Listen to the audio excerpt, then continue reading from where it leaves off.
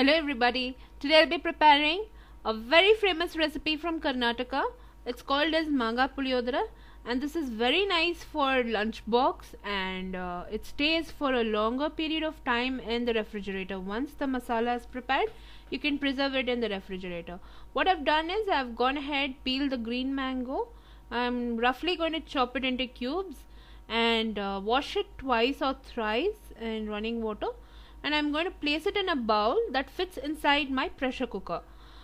Now to that I'm going to add about 2 to 3 tablespoons of water and place it in the pressure cooker. In the pressure cooker I've placed a trivet and some water. I'm going to steam cook this. So I'm going to fit the bowl inside the pressure cooker and place the lid and allow this to cook for 3 to 4 whistles on medium flame. This mango should cook in such a consistency where it goes completely into a mush. And even if there is any sort of mangoes which is raw and it is not cooked, I'm just going to go ahead and mash it with the help of a spoon. So once I finish doing this, this is how it will look. You can practically use this particular mango pulp for many recipes. So this is very easy and simple way to prepare a mango pulp. Now I'm going to prepare the masala. For that, in a heavy bottom wok, I have gone ahead and placed it on a medium flame.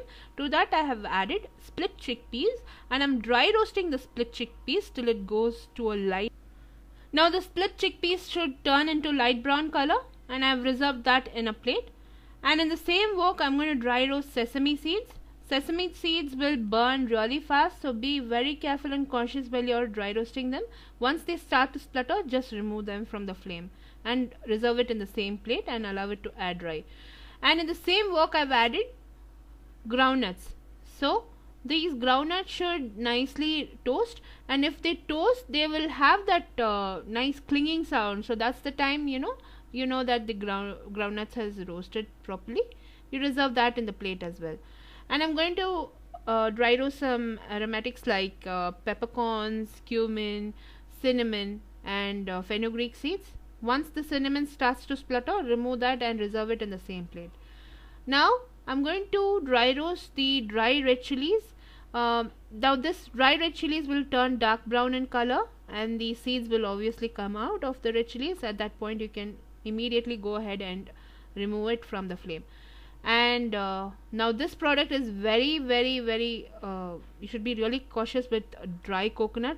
It will burn very fast. So I've dry roasted the dry coconut just for a second and removed that from flame. And now I'm dry roasting the curry leaves and garlic. Garlic is optional. If you want, you can dry roast it or you can leave that out. And just I'm going to fry that a little bit and I've reserved that in the plate. And now about a teaspoon of asafoetida I'm just dry roasting a little bit for just for a second, and I'm going to reserve it in the same plate.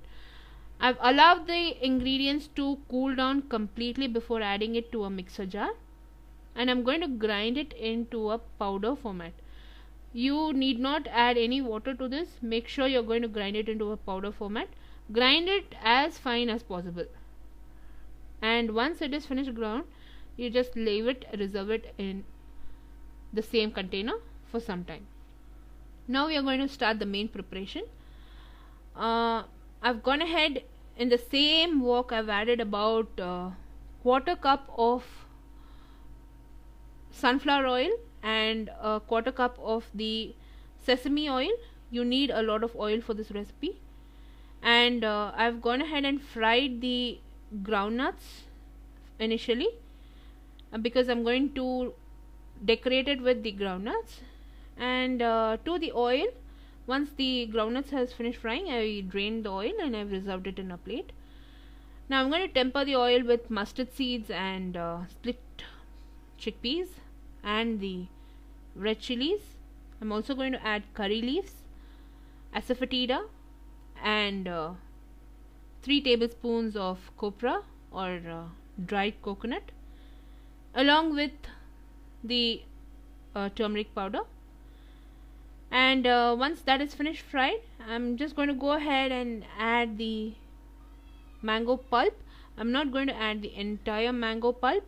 I've added about 3/4 of the mango pulp and I've just reserved a little bit if in case I need to adjust the mango taste later on.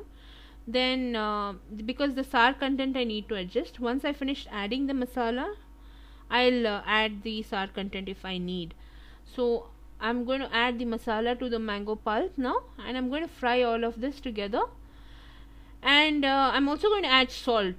Salt should be a little bit extra in this particular recipe because this is going to be the base for the rice, and we will have to add a little bit of extra salt to it. Since rice is very bland, the salt will really soak up inside the rice. So now I'm just going to allow this to fry on a very low flame till the oil separates, and it should completely change in color, and it should look like this. When you just touch the spoon and you start mixing it, you can see the oil separating. So at that point I'm going to switch it off and take only 4 tablespoons of that paste and mix it with about 2 cups of rice that I prepared, and I allowed it to cool. The rice is already cold, and I'm just going to go ahead and mix all of this and serve it up. This is an excellent recipe. You can definitely go ahead and store this paste in an airtight container and refrigerate it for weeks, even months. You can use it whenever you have leftover rice. Now I'm going to go ahead and garnish it with groundnuts and serve it up. As you can see, I've gone ahead and served this now. The recipe in detail is on my blog. Blog link is posted in the description box below. You can serve this up with papad and enjoy.